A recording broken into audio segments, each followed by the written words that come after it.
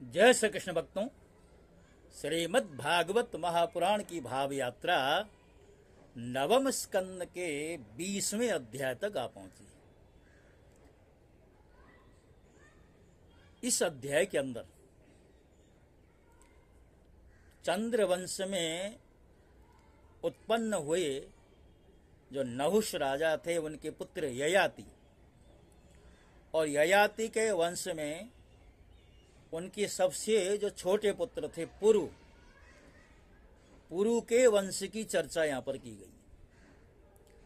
और उस पुरु वंश में राजा दुष्यंत और उनके पुत्र भरत के चरित्र का यहाँ पर चित्रण किया गया है।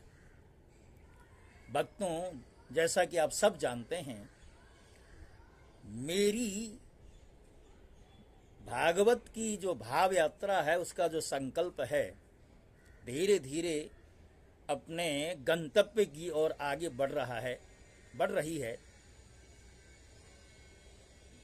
देखते देखते नवे स्कंद के 19वें अध्याय को ये भाव यात्रा पार कर गई है और आज आपके समक्ष 20वां अध्याय प्रस्तुत किया जा रहा है। और जैसा कि मैं बार बार निवेदन करता हूं, इस यात्रा में आप भी सहभागी बने। और सहभागी बनने के लिए किसी तरह की कोई आर्थिक सहयोग की अपेक्षा में नहीं, हमें तो मात्र आपकी एक दृष्टि की आवश्यकता है। आप सब्सक्राइबर के रूप में जुड़ें, लाइकर के रूप में जुड़ें, और हो सके तो हमारे वीडियो को जन जन तक पहुंचाने के लिए आप शेयर करके आप हमारी मदद कर सकते हैं। तो आइए ज़्यादा भूमिका न बांधते हुए प्रसंग में प्रवेश करें। तो जैसा कि आप सब जानते हैं, सुखदेव जी और राजा परीक्षित के बीच में संवाद। सुखदेव जी कह रहे हैं कि राजन, पुरोर्वंशं प्रवक्ष्यामि यत्र जातोऽसि भारत, यत्र राजर्षयो वंश्य ब्रह्मवंश्याश्च जज्ञिरे। परीक्षित, अब मैं राजा पुरु के वंश का वर्णन करता हूँ। इसी वंश में तुम्हारा जन्म हुआ है। इसी वंश के वंशधर बहुत से राजर्षि और ब्रह्मर्षि भी हुए। पुरु का पुत्र हुआ जन्मेजय, जन्मेजय का प्रचिन्नवान, और प्रचिन्नवान का प्रवीर, और प्रवीर का नमस्य, और नमस्यों का पुत्र हुआ चारुपद। चारुपद से सुद्यु, और सुद्यु से बहुगव, बहुगव से संयाति, संयाति से अहं याति, और अहं याति से रौद्राक्ष हुआ। राजन, जैसे विश्वात्मा प्रधान प्राण से 10 इंद्रियां होती हैं, वैसे ही घृताची अप्सरा के गर्भ से रौद्राक्ष के 10 पुत्र हुए, और उनके नाम हैं ऋतेयु, कुक्षेयु, स्थंडिलेयु, कृतेयु, जलेयु, संततेयु, धूमेयु, सत्येयु, व्रतेयु, और सबसे छोटा वनेयु।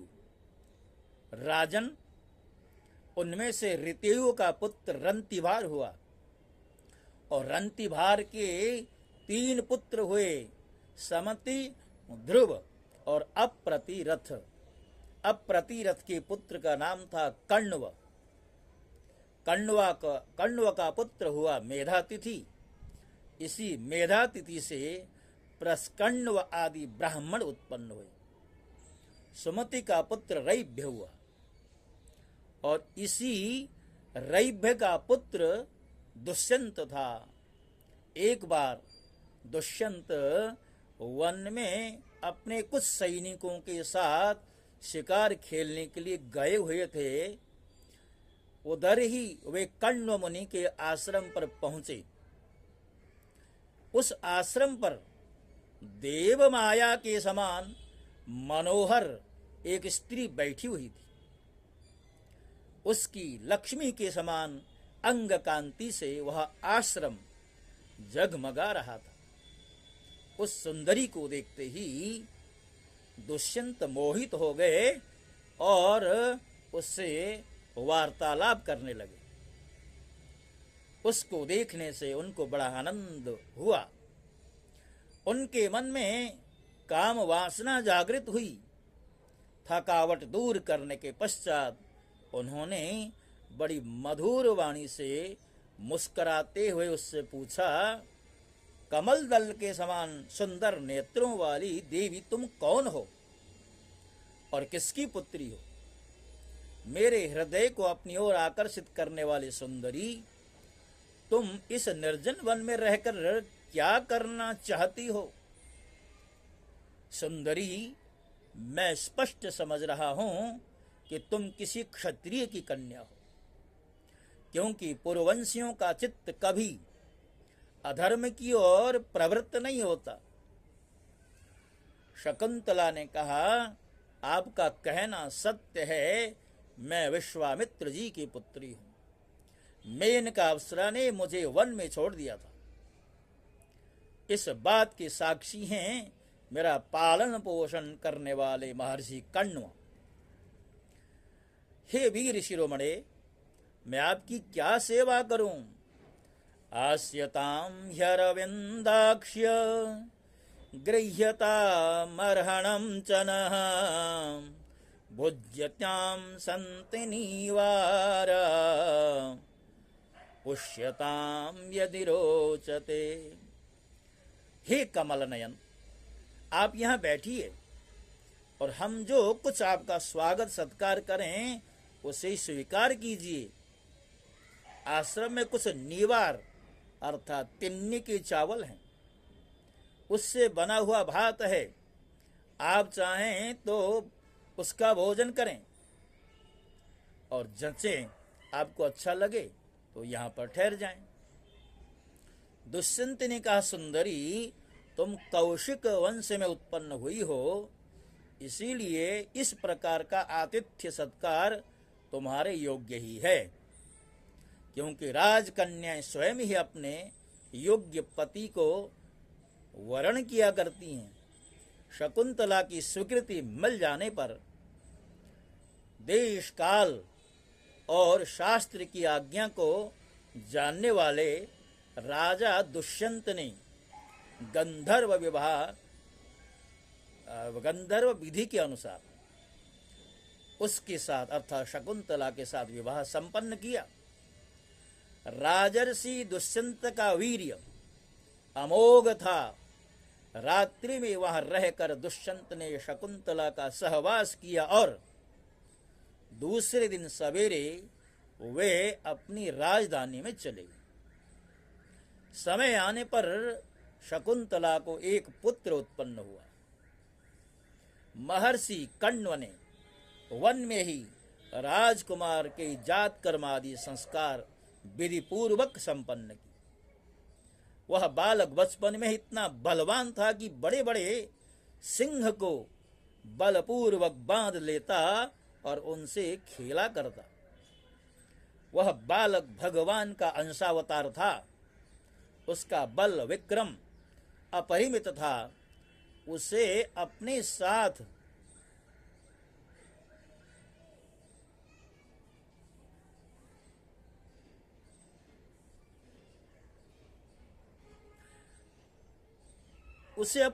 लेकर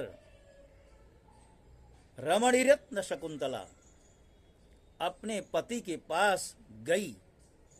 जब राजा दुष्यंत ने अपने निर्दोष पत्नी और पुत्र को स्वीकार नहीं किया, तब जिसका वक्ता नहीं दिख रहा था, जिसे सब लोगों ने सुन ऐसी आकाशवाणी हुई, यानी सब लोगों को सुना करके आकाशवाणी हुई।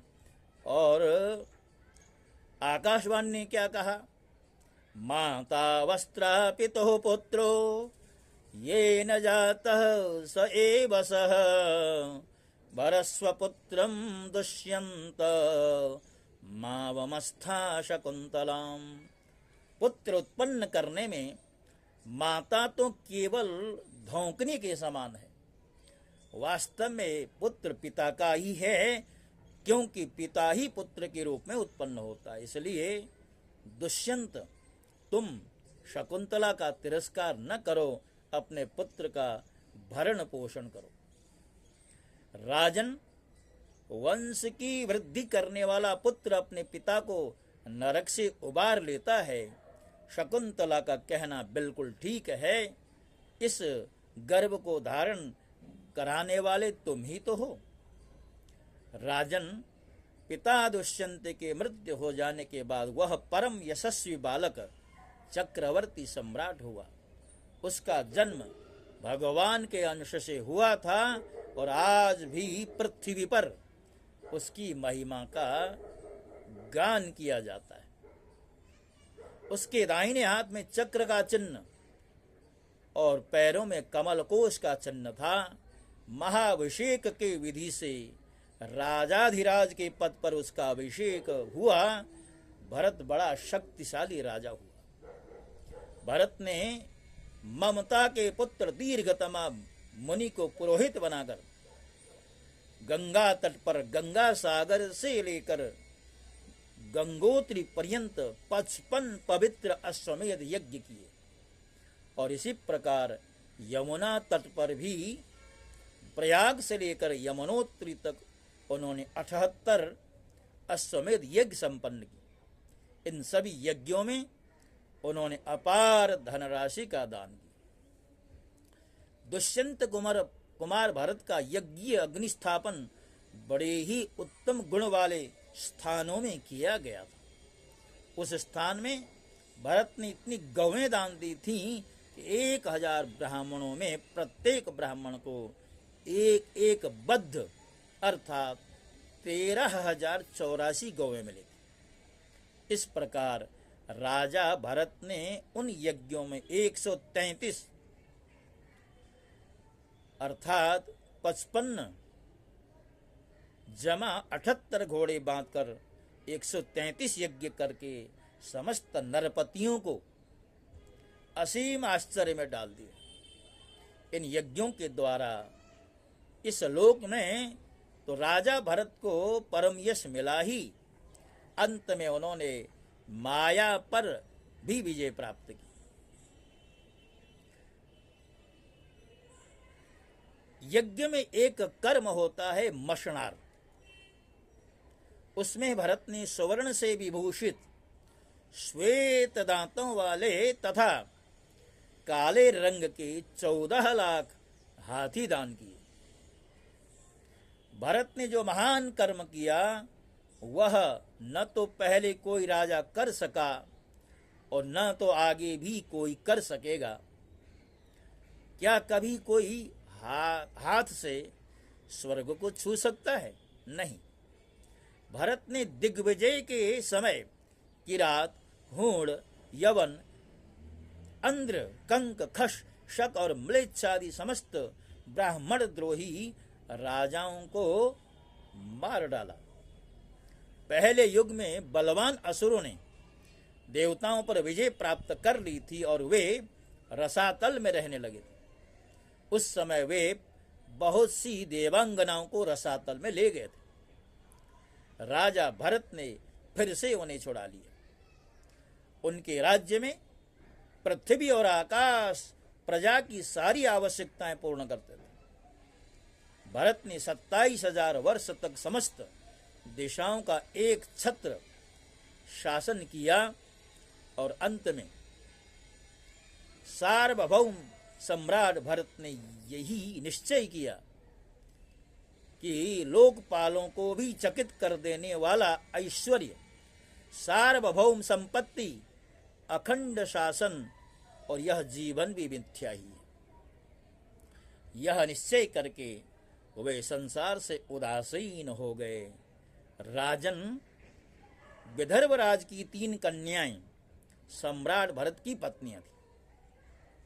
वे उनका बड़ा आदर भी करते थे, परंतु जब भरत ने उनसे कह दिया कि तुम्हारे पुत्र मेरे अनुरूप नहीं हैं, तब वे डर गईं कि कहीं सम्राट हमें न त्याग दें, इसलिए उन्होंने अपने बच्चों को मार डाला। इस प्रकार सम्राट भरत का वंश वितथ अर्थात विच्छिन्न होने लगा। तब उन्होंने संतान के लिए मरुतस्तोम नाम का यज्ञ किया। इससे मर्द गणों ने प्रसन्न होकर भरत को भरद्वाज नाम का पुत्र दिया। भरद्वाज की उत्पत्ति का प्रसंग यह है कि एक बार बृहस्पति जी ने अपने भाई उतथ्य की गर्भवती पत्नी से सहवास करना चाहा। उस समय गर्भ में जो बालक जिसका नाम दीर्घतमा था उसने मना किया, किंतु बृहस्पति ने उसकी बात पर ध्यान नहीं दिया और वे उसे तो अंधा हो जा यह शाप देकर बलपूर्वक गर्भाधान उन्होंने कर दिया। उतथ्य की पत्नी ममता इस बात से डर गई कि कहीं मेरे पति मेरा त्याग न कर दें, इसलिए उसने बृहस्पति के द्वारा होने वाले पुत्र का त्याग करना चाहा। उस समय देवताओं ने गर्भस्थ शिशु के नाम का निर्वचन करते हुए यह कहा।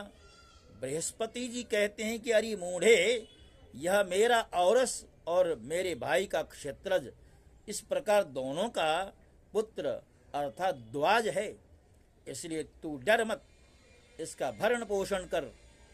इस पर ममता ने कहा, बृहस्पति, यह मेरे पति का नहीं, हम दोनों का ही पुत्र है, इसलिए तुम ही इसका भरण पोषण करो। इस प्रकार आपस में विवाद करते हुए माता पिता दोनों ही इसको छोड़कर चले गए, इसलिए इस पुत्र का नाम भरद्वाज हुआ।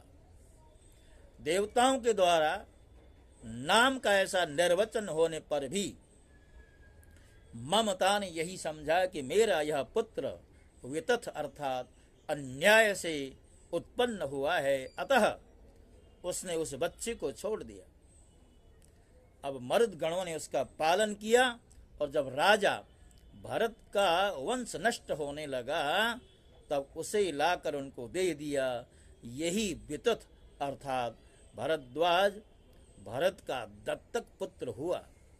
भक्तों, आगे इस वंश में क्या कुछ होने वाला है, उसके कितने पुत्र होने वाले हैं, ये सारा विवरण अगले अर्थात 21वें अध्याय में आपके समक्ष रखा जाएगा।